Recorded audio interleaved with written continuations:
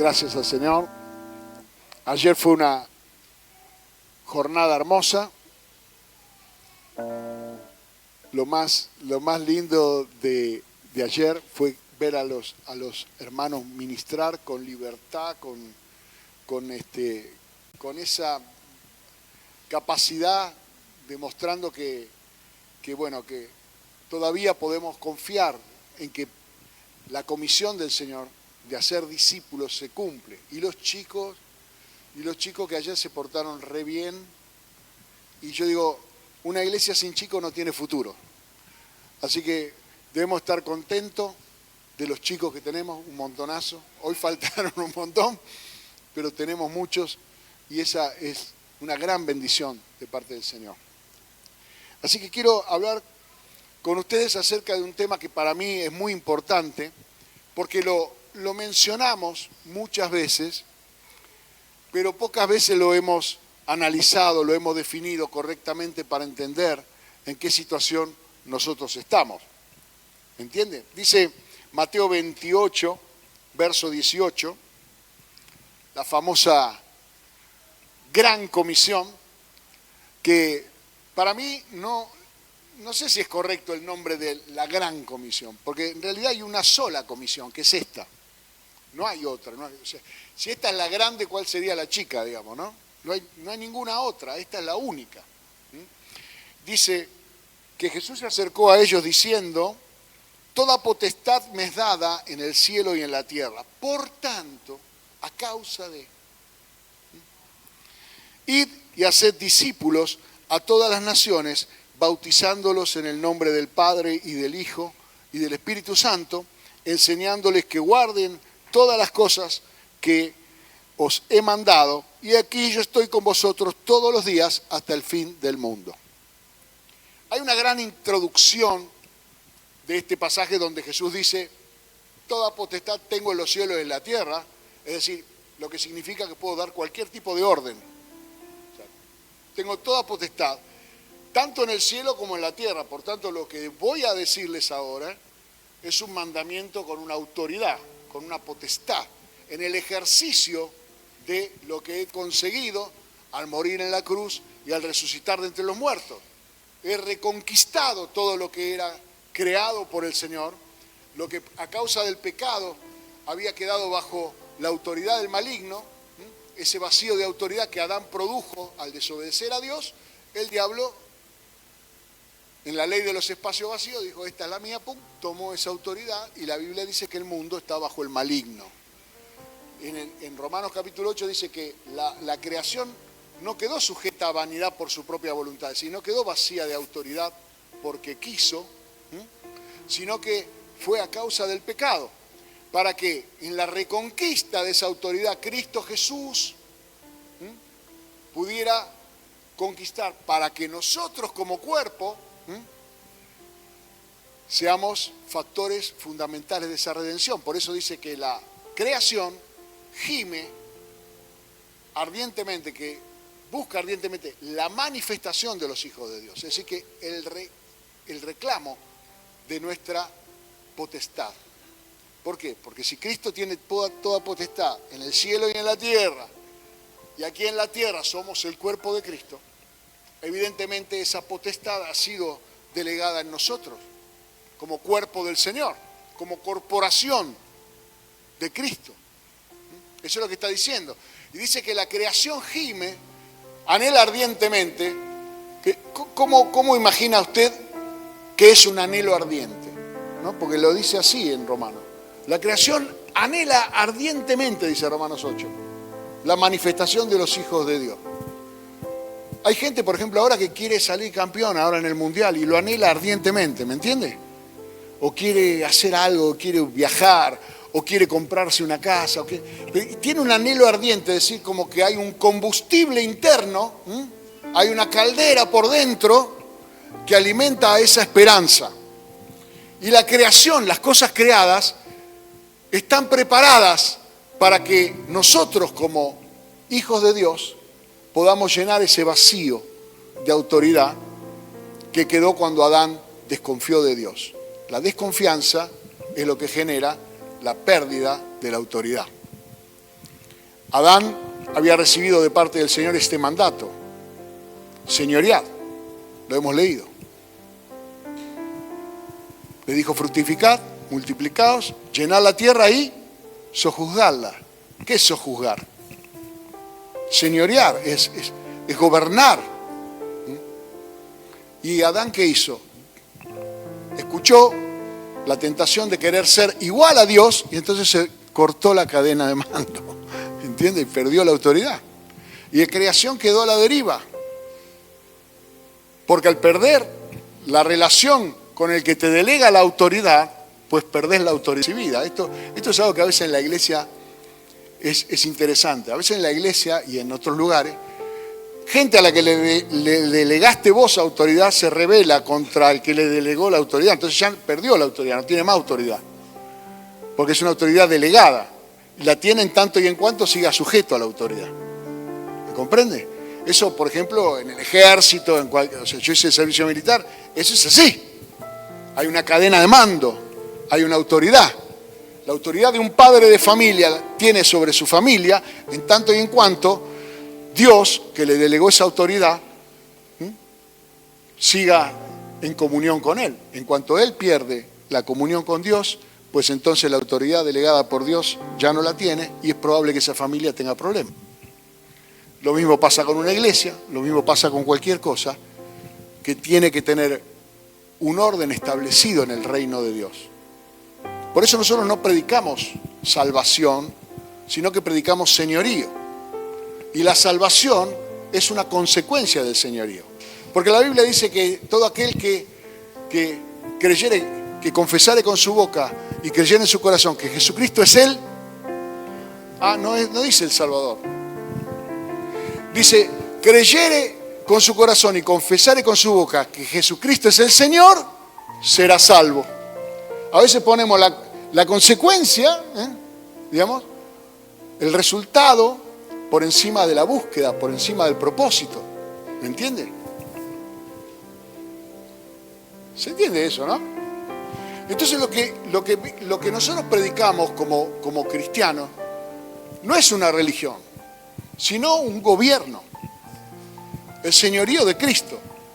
Esa es la razón por la que Él se presenta y dice, bueno, toda potestad tengo en el cielo y en la tierra. Es decir, ya estoy en el lugar donde yo debería estar.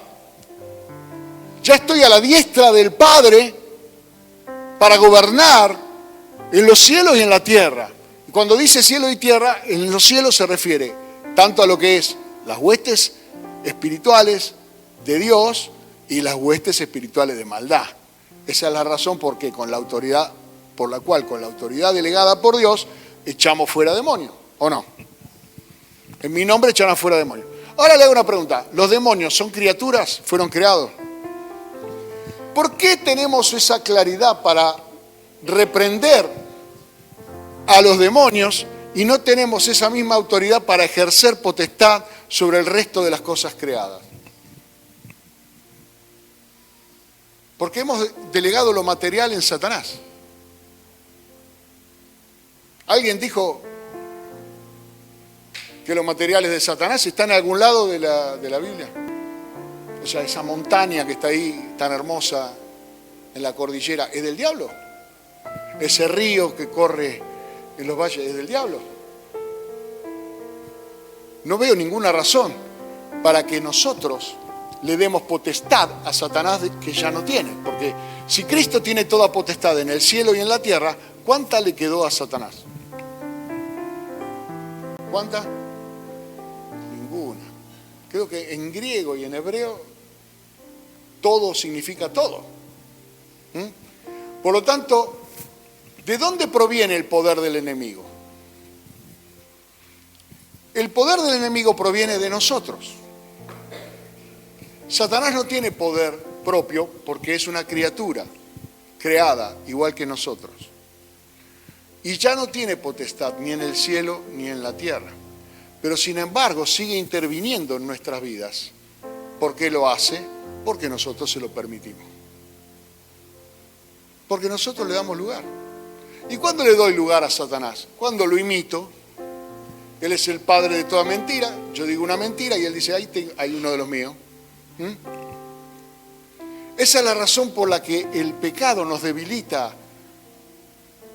El pecado en sí mismo no tiene poder. El pecado lo que consigue es entorpecer nuestra relación con Dios para provecho, para beneficio de Satanás.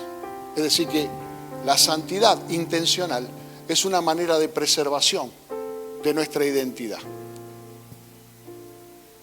¿Se entiende? No soy santo porque me cuesta. No soy santo porque hay mérito en ser santo. Ningún mérito. Soy santo por naturaleza, porque nací de nuevo por medio del Espíritu, que de apellido se llama Santo. ¿Amén? El Espíritu Santo. Por medio de la palabra. ¿La palabra de Dios es santa? Amén. ¿Y con qué semilla fuimos sembrados?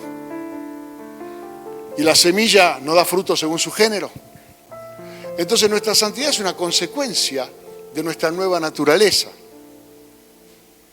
Ahora, preservar nuestra nueva naturaleza es el desafío de resistir las presiones del mundo. El mundo me presiona a otro modelo de éxito.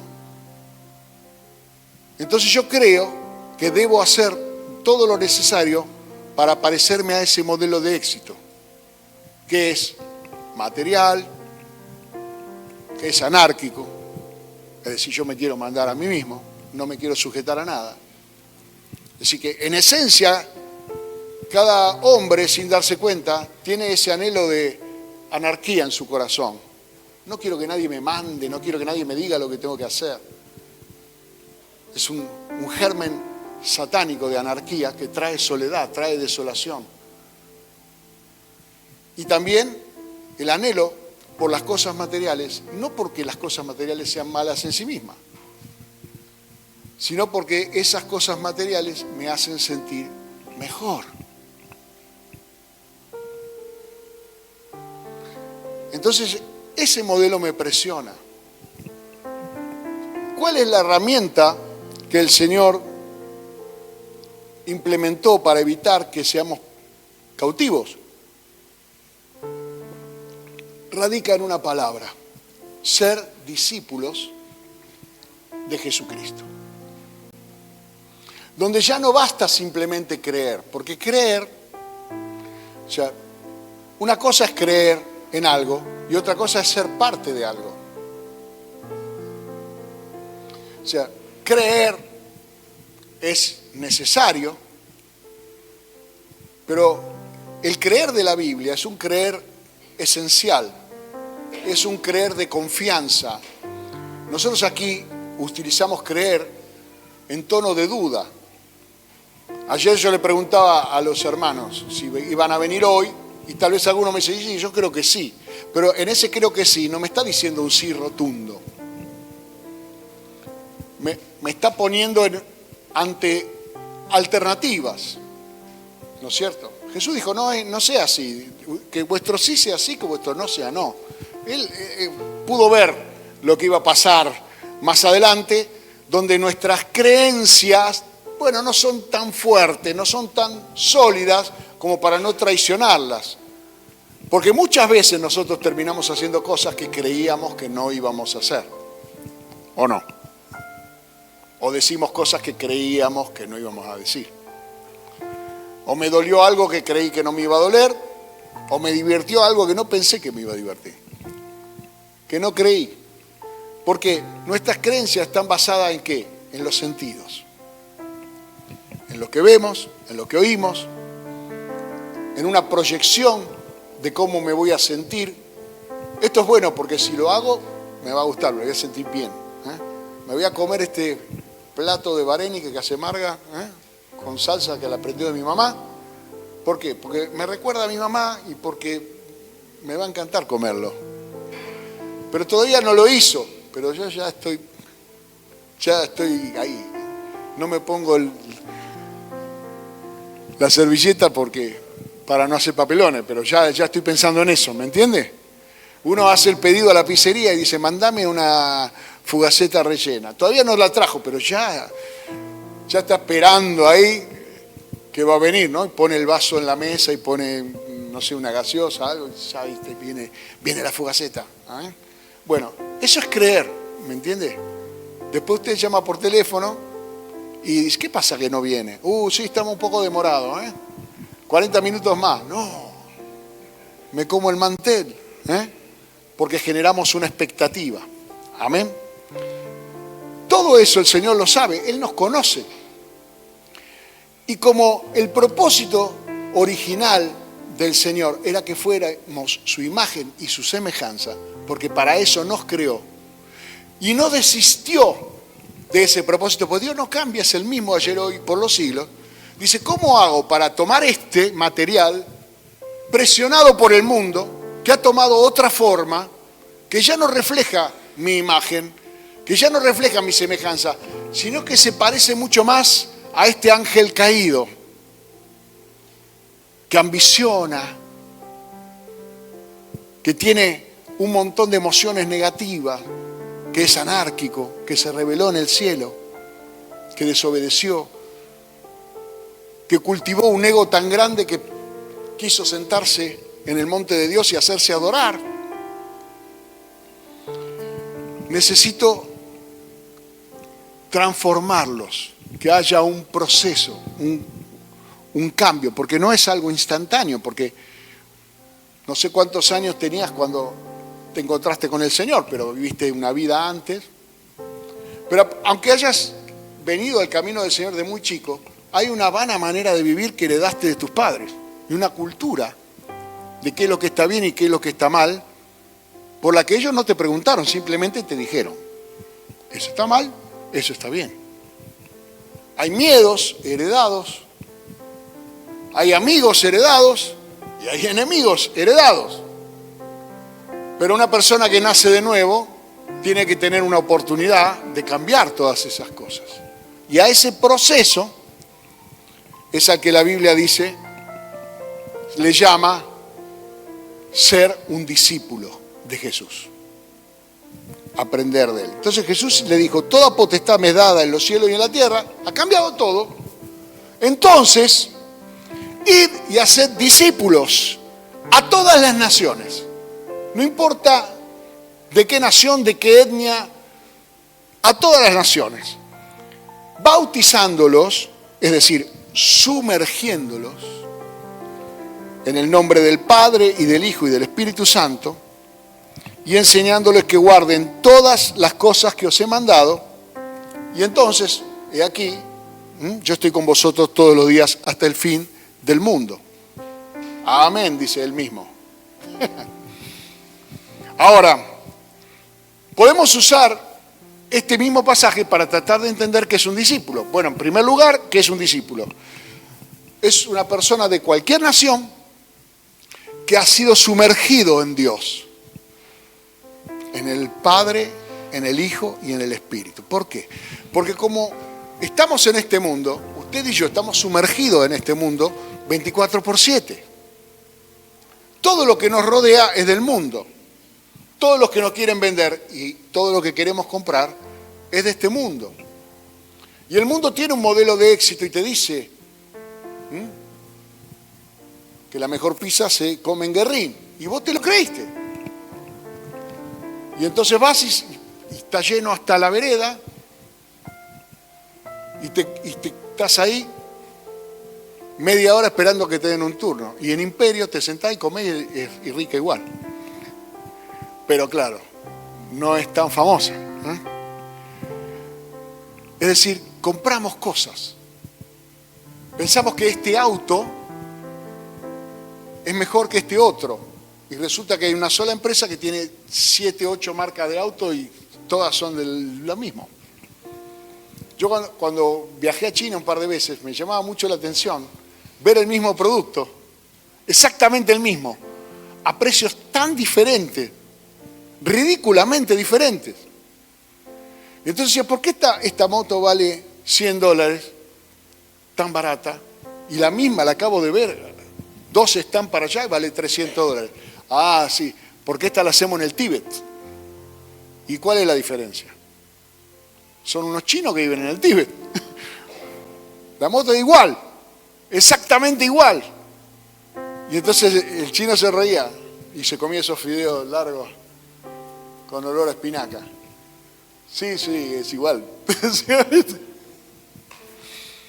Pero nosotros compramos ideas que no son reales. Satanás es el padre de toda mentira, dice la Biblia. Por lo tanto, vivimos muy enamorados del espejismo.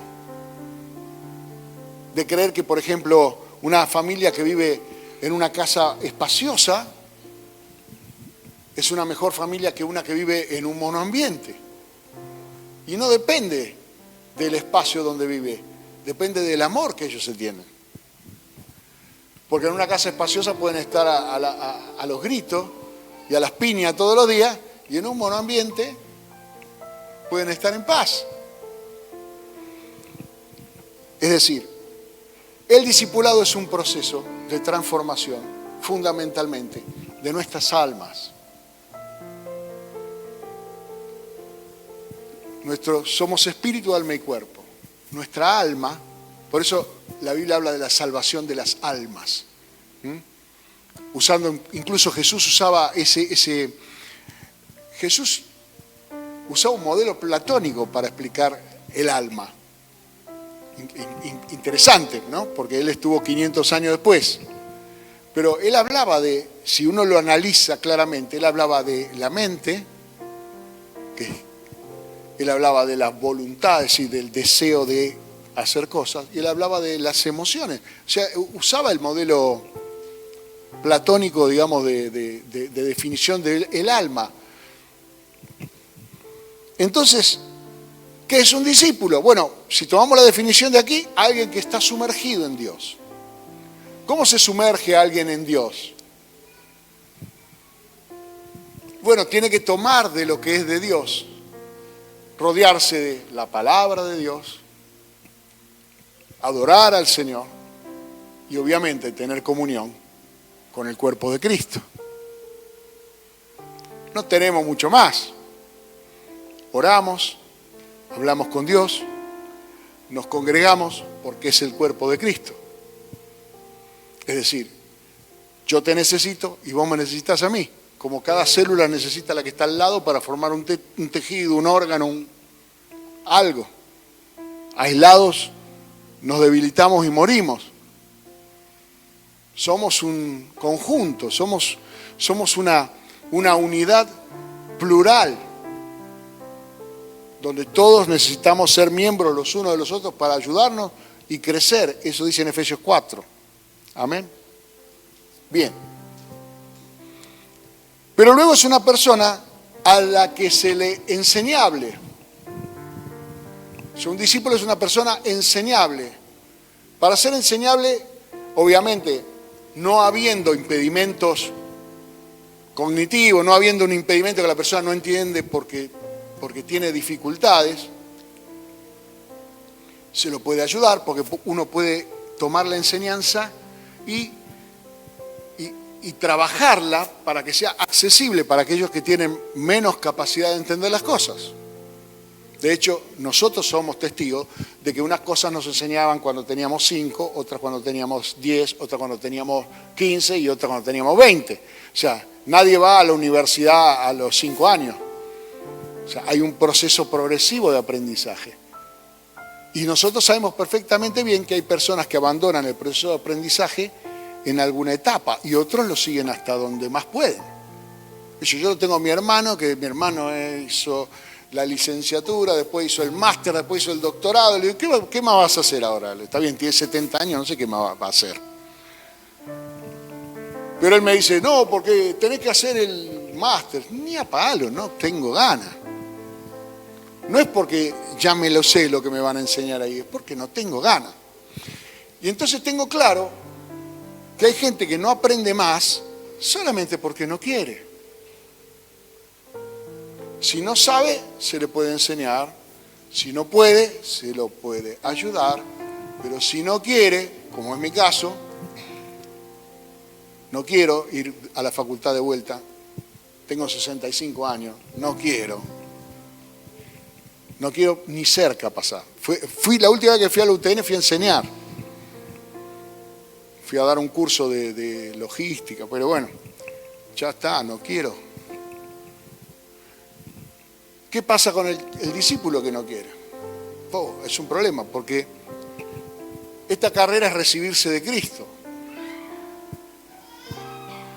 Y el propósito del Padre es que seas imagen y semejanza de Cristo. Entonces acá si no querés, hay una dificultad. Que empezás a separarte, a alejarte de la voluntad de Dios. Empezás a tomar un camino alternativo. Empezás a viajar creyendo que vas al cielo, pero en la colectora en algún momento se separa. Y este camino, por eso Jesús es el camino, la verdad y la vida, es un proceso que no podemos abandonar por la mitad y decir que lo hemos logrado. Si fuera simplemente creer, bueno, tal vez sería así. Pero aún en el Evangelio de Marcos, donde dice, ir por todo el mundo y predicar el Evangelio a toda criatura, dice, el que creyere y ¿qué más? Y fuere bautizado será salvo. Es decir, que el bautismo, es decir, el sumergirse en el Señor, es lo que dice Mateo y lo que dice Marcos. Es decir, inmersión. Vio que ahora hay cursos donde uno para aprender un idioma lo llevan a otro país y entonces me voy a Estados Unidos a aprender inglés en un curso de inmersión completa, sumergido en un idioma que no es el mío. Por supervivencia voy a terminar hablando inglés. O me moriré de hambre. O nunca sabré dónde queda el baño. O me pasarán cosas graves por ignorante. Pero entonces, sumergido en la necesidad, se activa ese deseo. Y muchas veces le pasa a los creyentes que avanzan por saltos, porque su crecimiento espiritual está relacionado con las pruebas que van pasando. Entonces el tipo está pasando una prueba y se sumerge en el Señor, se zambulle en el Señor. Porque me duele acá, o porque estoy sin trabajo, o porque me estoy por separar. Y se sumerge en el Señor. Y en ese tiempo empieza a progresar. En esa búsqueda empieza a avanzar. Pero claro, es por compulsión. Y una vez que soluciona el problema es hasta la vista, baby, como Terminator. Hasta la próxima prueba. Entonces cuando tengo la próxima prueba, me sumerjo en el Señor. Y después, cuando salgo, me sacudo del Señor. Porque tampoco quiero ser un religioso, ¿no? Y no es eso.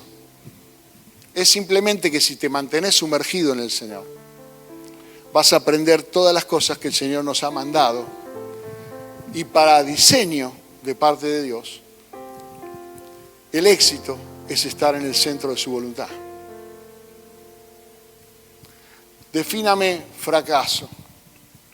No sé, la fórmula del éxito es estar en el centro de la voluntad de Dios. La fórmula del fracaso, ¿cuál es? Querer darle gusto a todo el mundo. Hay personas que viven para darle gusto a todo el mundo y terminan no dándole gusto a nadie. Hay personas que al contrario viven para hacerle la vida difícil a todo el mundo. Por las noches se acuestan diciendo a quién le voy a hacer daño mañana y a la mañana se desayunan con alguno. Y lo voy a llamar a este y le voy a amargar el día. ¿Usted cree que no hay gente así? Yo le aseguro que hay gente así. Yo he trabajado en empresas donde había personas que vos decías, este tipo está acá para pasarnos la lija a todos nosotros. Es una maldad con patas.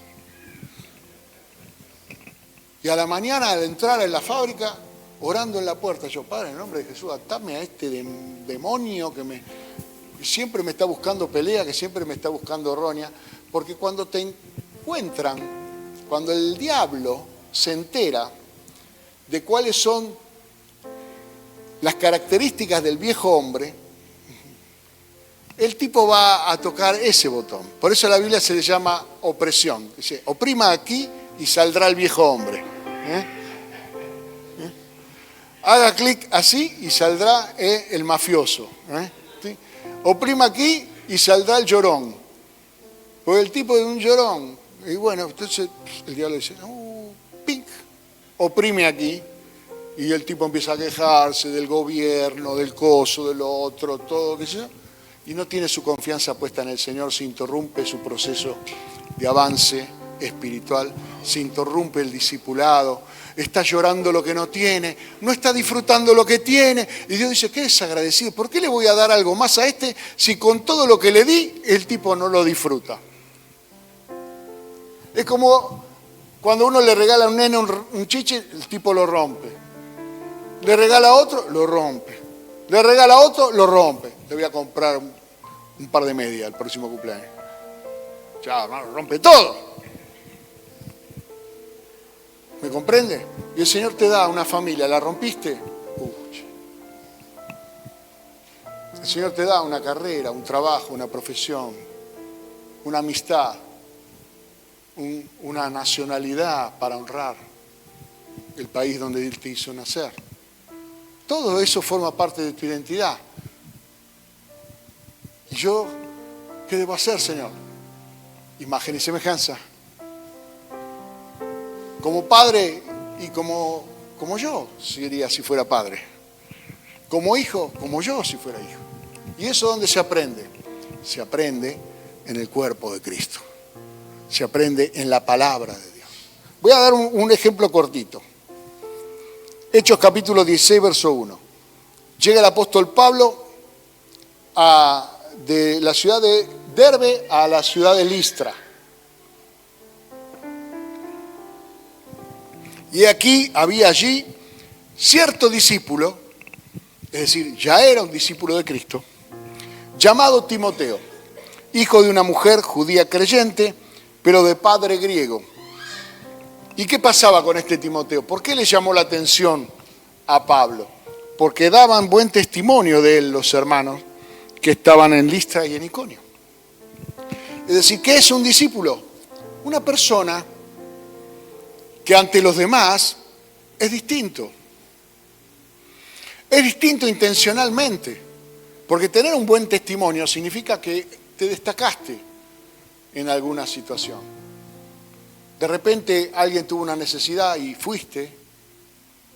De repente solucionaste un problema de alguien. Demostraste interés, demostraste lo más importante que es amor. Dios es amor. Y el que no ama no ha conocido a Dios. ¿Y qué? Y es un tipo implacable. Y es un tipo... Pero Dios es amor. Se hizo una campaña durante muchos años, Juan 3:16. Ya estaban por todos los estadios.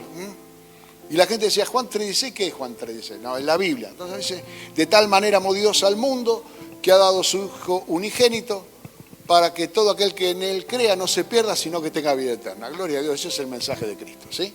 Y entonces los predicadores salimos a predicar. Y nos paramos en la plaza y empezamos a decir, borracho, adúltero, fornicario. No, porque en el 17 dice que el Padre no envió al Hijo a condenar al mundo, sino a que el mundo sea salvo por Él. Así que nuestro mensaje no es un mensaje de condenación, ni de acusación. Para eso ya está el diablo. Él es el fiscal. Cristo pagó un precio. Esa es la razón por la que, ¿cuántas veces voy a perdonar? Todas las veces voy a perdonar. ¿Cuántas? Todas las veces voy a perdonar. No voy a llevar una cuenta de cuántas veces te perdoné. No voy a llevar una cuenta de cuántas veces Él me perdonó. Porque si Él me perdonó de todas las cosas malas que yo hice y las que todavía me falta hacer, porque nadie está libre de meter la pata, no, ya no voluntariamente, ¿me explico? Había una época donde uno hacía maldad de agenda. O sea, mañana voy a hacer esto. Ahora no, ahora saltan ahí algunas cosas, un error, un enojo, un insulto que por ahí se te escapa, cuando ves una injusticia terrible y decís, pero no debería juzgar yo.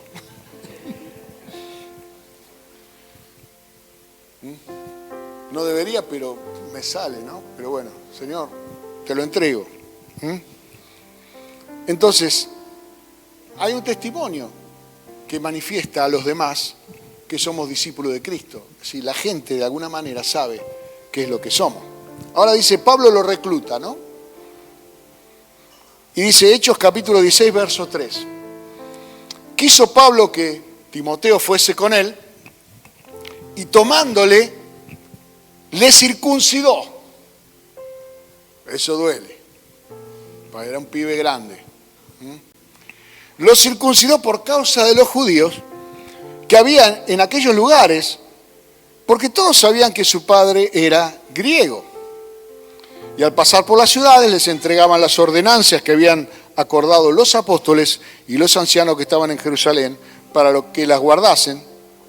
Y las iglesias eran confirmadas en la fe. Pero vamos a este tema de la circuncisión. Pablo era un predicador que justamente enseñaba que para ser salvo no era necesario circuncidarse. Que los judaizantes, los que habían venido a Jerusalén a medio convertir, medio cristianator que estaban ahí, eran medio judío, medio cristiano, decían que había que circuncidarse. Hubo un concilio en Jerusalén y se acordó que los gentiles no debían circuncidarse. ¿Por qué Pablo circuncida a Timoteo? Por una razón sencilla. Pablo, siendo judío, para no ofender a los judíos, él jamás se hospedaba en la casa de un gentil. Ya lo hemos leído en Hechos capítulo 10, cuando Pedro va a la casa de Cornelio, en vez de decir buenas tardes, dice, ustedes saben que es una abominación que un judío entre en la casa de un gentil. ¿No? Eso fue un saludo horrible, ¿no? Como diciendo, vine acá porque me mandó el Señor, si yo ni a palo entro acá. Así comienza Hechos capítulo 10. Ustedes saben, le dijo a Cornelio, y yo creo que debe haber entrado así, medio despacito, ¿no? Porque se imaginaría que habría ídolos, cosas, ¿me entiende? En la casa de un centurión romano. Es una abominación para un judío entrar en la casa de un gentil, dijo Pedro. Pero bueno, entramos. Y entró. Y ahí predicó el Evangelio. Fue la primera familia gentil que se convirtió al Señor. Pero ¿qué hacía Pablo? Pablo llegaba a las ciudades y al primer lugar donde Pablo iba era la sinagoga. Usted dice, ¿para qué si lo odiaban los judíos a Pablo? No, él iba a la sinagoga porque necesitaba que algún judío lo hospede en su casa.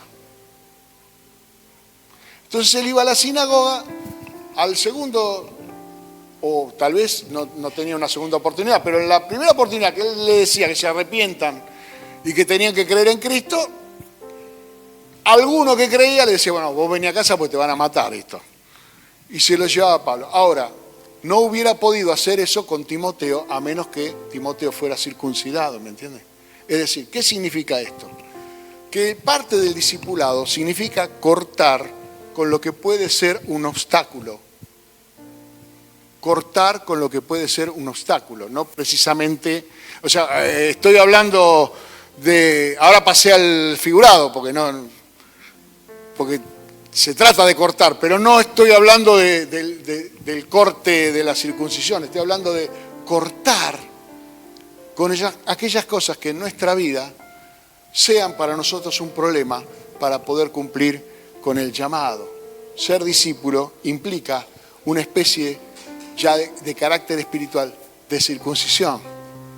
Dejo atrás con esto.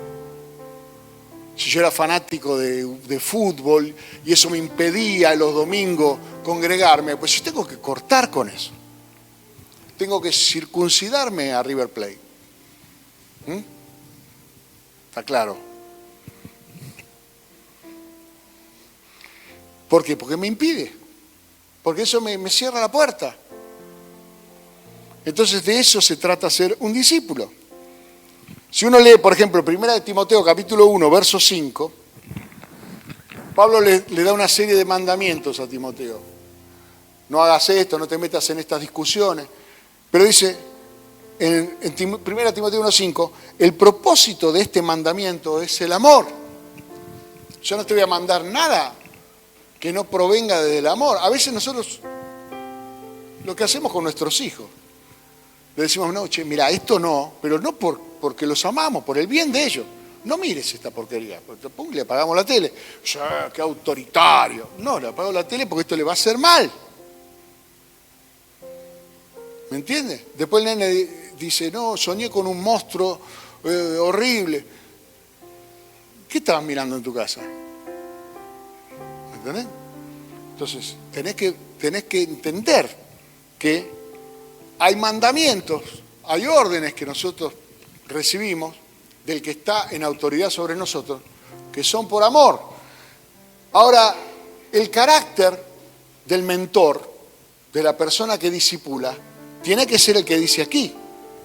El amor que nace de un corazón limpio, de una buena conciencia y de una fe no fingida. ¿Qué es un corazón limpio? Es alguien que no tiene agenda secreta. Es una persona que es siempre igual. En privado, en público, en la casa, en la iglesia, en el trabajo.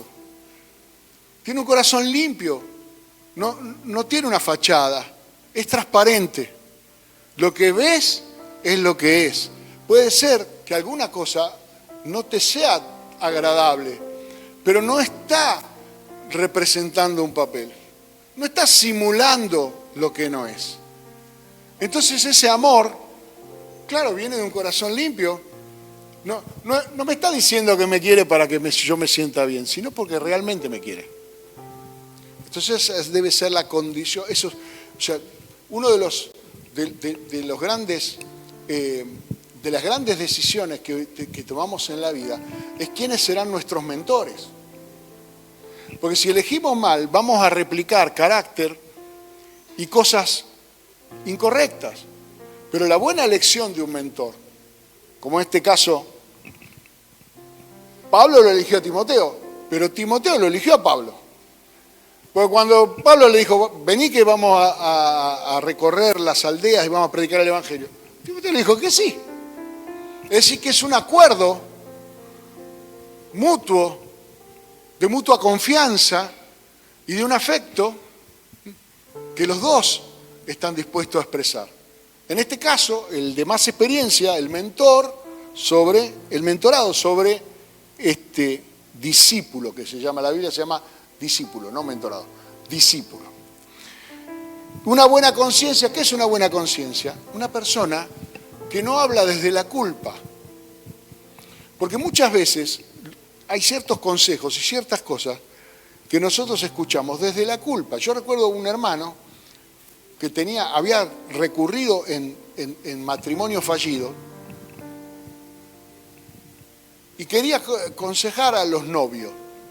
Y lo agarré, le dije, escuchá, ¿dónde está parado vos para poder hablar? Le digo, no, desde los errores que yo cometí. Y es el peor lugar. Porque vos tenés que demostrar haber tenido éxito en esto para poder entregar la fórmula. Porque la fórmula del fracaso es cualquier otra cosa que ellos hagan, aparte de lo que hiciste vos. Le digo, por favor, le digo, no tenés testimonio para ser consejero de noviazgos viviendo lo que yo sé que vos vivís. Entonces, desde la culpa no se puede aconsejar. Tiene que haber una conciencia sana. Puede ser que nos sintamos culpables de haber hecho alguna cosa, pero eso se resuelve en el Señor. Cristo cargó con nuestras culpas y estoy en paz.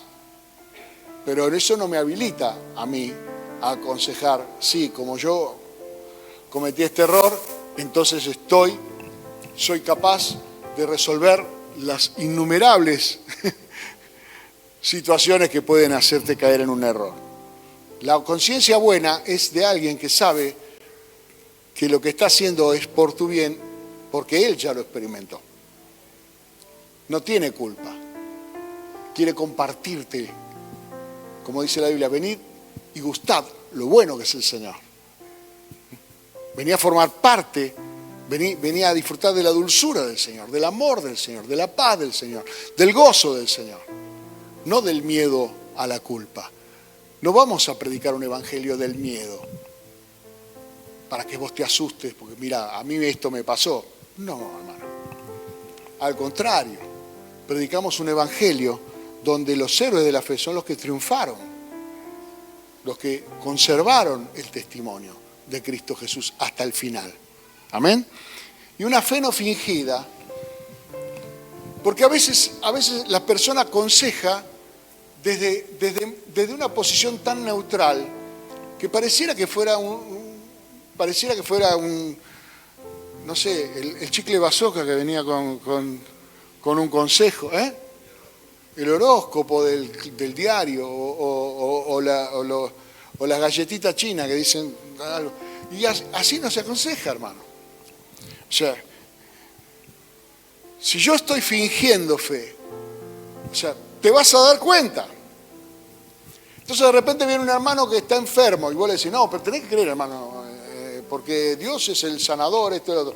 Ahora sí, yo estoy resfriado y digamos, se nota que no aplico para mí la misma vara que aplico para los demás.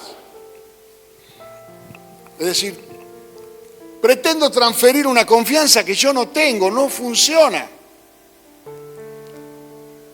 Por eso debemos ser probados una y otra vez en nuestra fe, que es un tesoro más precioso que el oro, dice la Biblia. Porque eso es lo que quiero compartir. Eso es lo que quiero compartir. Que en la prueba hemos confiado en el Señor. Y tuvimos periodos donde el dinero no alcanzaba, pero acá estamos. Y de repente nos contagiamos de, qué sé yo, a mí me ha pasado de todo, pero bien. Me acuerdo una vez en San Luis, una hermana de la iglesia vino con rubiola y nos contagió todo, ¿no? Habíamos tenido una reunión espectacular y nos fuimos todos llenos del espíritu y de rubiola. Y en San Luis, los médicos de San Luis son una maravilla. Entonces el tipo viene y me dice, yo tenía fiebre que me moría. Y me dice, no, empezó a tirar teorías. Que tenía esto, que tenía lo otro, nada. Y Marga le dice al médico que está en mi casa, nosotros estuvimos con una hermana que tiene rubiola, ¿no será que tiene rubiola? Claro, dice, que puede ser, dice, y es muy contagioso. Y retrocedía y se tomaba el piro. Me dice, para eso no hay nada, no me habían dado antibiótico, cualquier cosa. Nada, hermano. Una fiebre tenía yo un verano en San Luis, 42 grados de calor. Me sentaba en la ducha, ponía el agua fría y me sentaba en la ducha a la noche para ver si me bajaba la fiebre, hermano. Entonces, hermano, ¿estás con fiebre? Confía en el Señor. Confía en el Señor porque Él te va a dar fuerza. ¿Me comprende? Otra vez me pegué hepatitis en San Luis. Estaba amarillo, tenía los ojos amarillos. Iba al baño, no sé si era Coca o Pepsi, pero vino el médico y me dijo, esto es deshidratación. Ya había bajado como 7 kilos yo. Un día me sentía bien, me iba a trabajar. Al otro día me sentía morir. No me podía ni levantar de la cama. Uno de esos días que voy a trabajar, que ya llevaba 3 semanas en esa situación, el médico de la fábrica me llama y me dice, me entregaron tus análisis, tenés hepatitis, andate para tu casa, en la fábrica. Se pegaron tal julepe en la fábrica que me subieron a un avión y me trajeron a Buenos Aires. Con Marianela bebé, 2 años, 2 añitos, Marga, nos enchufaron a un avión privado, un Cessna de esos chiquititos, me trajeron a Buenos Aires y me dijeron, seguí acá el tema. Claro, ¿cuál era el miedo de la fábrica? Que me mate el médico de la fábrica. Entonces, sobreviví, gracias a Dios. Llego a Buenos Aires y estoy acostado en mi cama, sintiéndome mal. Mi primo, pastor, toca el timbre de mi casa y viene a mi casa. Mi primo no, creo que fue la única vez en la vida que vino mi primo a mi casa. Entró y le dijo a Marga, vengo a orar por Dani. ¿Dónde está? Y Marga le dijo, está en la pieza. Me dice, ¿dónde está el Señor? Mirá dónde lo han puesto. Ahí. Entra Alberto, mi primo. Mi primo una sonrisa de oreja a oreja. Danielo, me decía, vengo a orar por vos. Padre, en el nombre de Jesús. Me sané en el momento, antes de que se vaya. Sano completamente, hermano. Y sin secuela. Me hice análisis porque me surgió un trabajo en esos días que estuve en mi casa. Me llamaron de una empresa para trabajar y me hicieron hacer todos los análisis. No tenía nada, absolutamente nada. Gracias a Dios, como había bajado 7 kilos, me pude poner un traje de cuando era soltero y fui a la entrevista. Hermano, hemos pasado cosas, pero de todas nos libró el Señor. Hemos tenido personas que se han enemistado con nosotros sin ningún motivo. Que de repente empezaron a decir cosas que no eran ciertas. Y hasta en la iglesia me ha pasado. De tener que decirle a otro pastor, pastor, por favor, juntémonos con este hermano, a ver qué le pasa. ¿Por qué está diciendo esas cosas? Y sentarnos ahí en una mesa y el otro decir toda una serie de cosas que el pastor sabía que no eran ciertas. Y yo decirle, ¿qué hacemos con esto? Y nada, hay que orar al Señor, porque bueno, está bien, me la banco, ¿qué va a hacer? Y seguir adelante. Entonces, hay una madurez que se va logrando en esas pruebas. Prueba tras prueba. Vendrá también una tentación, pero es ahí donde uno decide, en la prueba. ¿Sigo el camino de la tentación, que es el fácil? ¿O sigo el camino de la esperanza en Cristo, de la fe, de la confianza en el Señor? Que a veces es duro, pero ese es el único que me lleva a la victoria. Termino. Segunda de Timoteo capítulo 3, verso 10. En realidad era mucho más largo, pero como me alargué. Pablo hace una descripción de su discípulo, ¿no? Y dice, pero tú has seguido mi doctrina, conducta, propósito, fe, longanimidad, amor y paciencia. Ya con este versículo solo podría predicar toda la semana que viene. ¿Qué es doctrina? Enseñanza. Pero juntamente con la enseñanza está la experiencia. Una doctrina es mía cuando lo aprendido lo he aplicado. Por eso dice la Biblia que los discípulos permanecían en la doctrina de los apóstoles. Y uno dice, ¿pero cuál era la doctrina de los apóstoles? ¿Por qué no dice la doctrina de Cristo? No, porque ya no es más la doctrina de Cristo. Es la doctrina de los apóstoles porque es lo que ellos aprendieron del Señor y aplicaron en sus vidas. Se apropiaron de ese conocimiento y de esa manera de vivir. Y eso aprendió Timoteo. Conducta, la forma de comportarse, no solamente lo que es, porque a veces decimos, no te vayas por la forma, ¿no? El tema, no, las formas son importantes. Debe ser santa la forma y debe ser santo la meta, el fondo.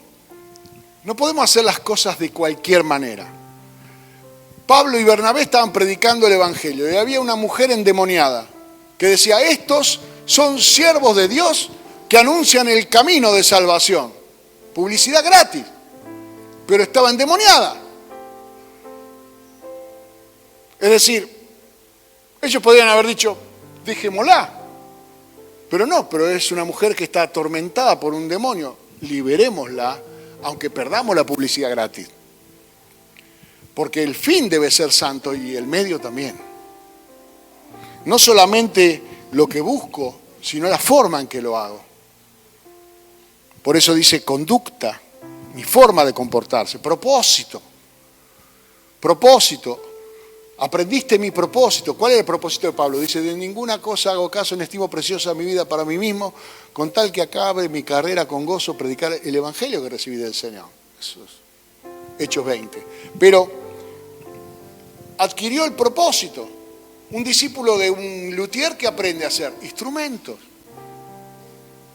¿Me entiende? Un discípulo de carpintero aprende carpintería. Un discípulo de un herrero aprende herrería. Es decir, adquiere un propósito.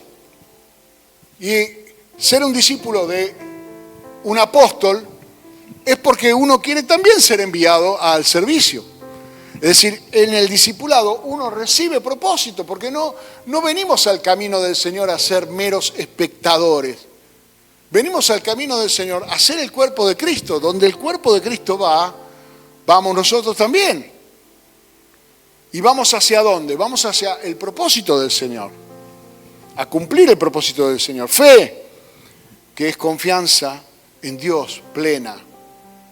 Fe, ¿en quién confiaba Pablo? Si le fallaron todos. Cuando uno lee 2 de Timoteo, dice, me dejaron solo. Se fueron todos, me quedé yo solo. Timoteo, tráeme el sobre todo que me olvidé en la casa de no sé quién, el capote que me olvidé en la casa de Carpo.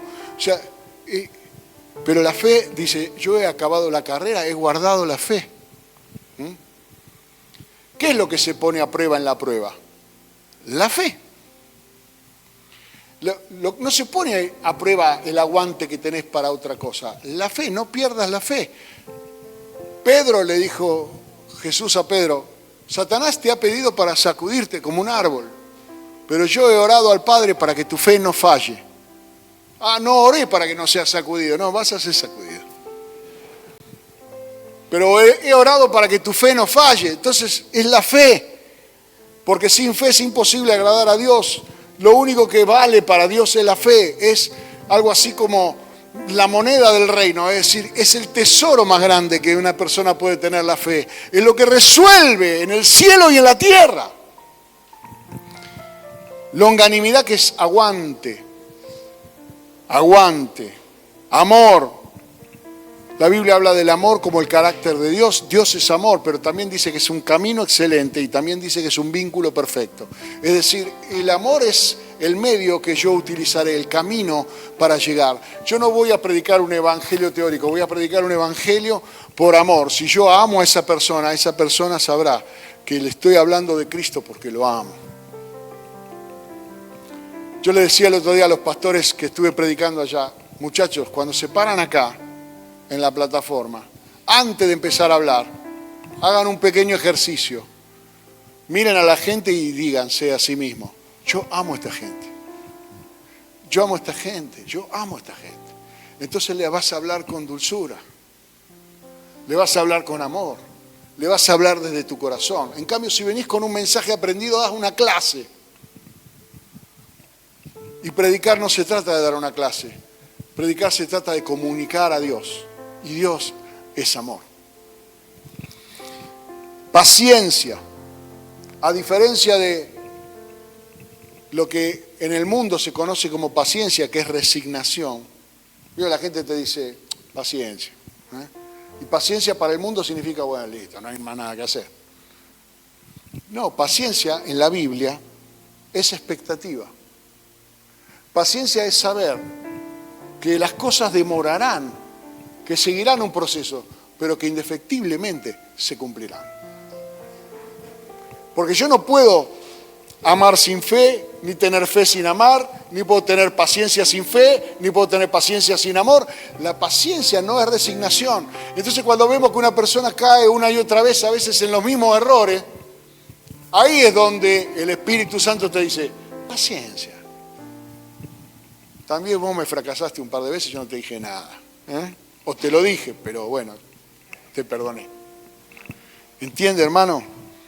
Eso es ser un discípulo. Por lo cual le dice, te aconsejo que avives el fuego del don que hay en ti. Te aconsejo que avives el fuego del don, 2 de Timoteo 1:5. Porque no nos ha dado Dios espíritu de cobardía, sino de poder, de amor y de dominio propio. De amor, que es lo que me motiva. De poder, porque no lo hago en mi fuerza, sino en el Espíritu de Dios. Y de dominio propio, porque voy a perseverar, aunque vea que los resultados no son los que yo esperaba. Muchas veces te pagan mal por bien, muchas veces vos abrís tu corazón y te hieren. Mire, yo a veces cuando hablo con los otros pastores, los pastores a veces, hermanos, son el muro de los lamentos, no está en Jerusalén, está en alguna oficina de iglesia. Entrás y el pastor te dice, la gente no persevera, no entiende que esto, que el otro, que la obra, que aquello, que no sé yo, que yo y vine el otro día y había que hacer esto y no vino nadie. Y es así, hermano. Si no te equivocaste de oficio. Te equivocaste de oficio. ¿Por qué? Porque el amor es lo que te motiva. No te motiva la posición, no te motiva una profesión. Pues sí, bueno, quiero ser pastor porque esa es mi profesión. Claramente no lo es. Gracias al Señor, nunca tuve que recurrir de ser un profesional, quedar bien con alguien, sino siempre me manejé con sinceridad y cosechando amistades y distancias, por decir la verdad. Ese es el resultado. Pero hermano, ser un discípulo de Cristo es un enorme privilegio. Es algo que no debemos despreciar, porque es lo que Él viene a buscar. Él viene a buscar, Él viene a reconocerse en nosotros como imagen y semejanza. Cuando dice la Biblia, no todo el que dice Señor, Señor, entrará en el reino de los cielos. Y algunos dirán, pero echamos fuera demonios en tu nombre y hicimos milagros. Pero el Señor se mirará en ese espejo y dirá, no me reconozco ahí. No te conozco. No te conozco. Y eso es lo que nosotros debemos evitar. Debemos hacer lo que a nuestro alcance el Espíritu Santo nos pida para ser como Él, para ser transformado a su imagen conforme a su semejanza. Amén. Yo le aseguro que no hay vida más maravillosa que la de caminar en la voluntad del Señor, que ver cómo las cosas el Señor las resuelve de una forma absolutamente milagrosa cuando nosotros hemos puesto al Señor en primer lugar. Vamos a orar al Señor. Gloria a Dios. Por eso dice, buscad primeramente el reino de Dios y su justicia, y todas estas cosas os serán añadidas. Buscar es activo. Buscar es tener una voluntad. Buscar es moverse, es acción. La fe es eso. Padre, te damos gracias en el nombre de Jesús. Señor, te damos gloria porque es un gran privilegio ser llamado a ser discípulo. Quiere decir que hay una expectativa sobre nosotros de ser transformados, cambiados, de progresar de nuestra forma, de nuestra cultura, de nuestra herencia, hacia un diseño glorioso. Porque no ha caminado jamás sobre la tierra alguien más glorioso que Jesús. Porque no hay nadie que se le pueda comparar. Y el hecho de que tú nos permitas llamarnos hijos, como Él que fue llamado Hijo de Dios, demuestra un amor impresionante. Y como hijos, Señor, queremos poder escuchar lo mismo que tú dijiste acerca del Hijo el día de su bautismo. Este es mi Hijo amado, en el cual tengo contentamiento. Queremos alegrar tu corazón. Sabemos que no hay nada mejor para nosotros que servirte, que adorarte. Te bendecimos, Jesús. Te damos gloria, Señor. Gloria, fuerza, el poder. En la prueba Del Cordero, surge la esperanza de victoria. Jesús dijo: venid todos los que estáis trabajados y cargados, yo los haré descansar. Llevad mi yugo sobre vosotros y aprended de mí, que soy manso y humilde de corazón, y hallaréis descanso para vuestras almas. Tu alma dejará de luchar. Dejará de luchar con esa idea, con eso que se te está negando, con esa situación donde el enemigo ha decidido robar tu felicidad, robar tu gozo, robar tu paz, robarte el fruto del Espíritu de Dios. Pero Él vino a restaurar lo que se había perdido. Y Él es nuestra esperanza de salud, Él es nuestra esperanza de paz, Él es nuestra esperanza de victoria. Por eso en la prueba, en el día que temo, dice el salmista, yo en ti confío. Oh Rey, te damos gloria. Espíritu de Dios, nuestro ayudante, nuestro colaborador, te pusiste en esa posición por voluntad propia, siendo santo, siendo también Dios. Pero estás trabajando en nosotros nuestro cambio, nuestra preparación. Estás circuncidando de nuestra vida esas cosas que son un impedimento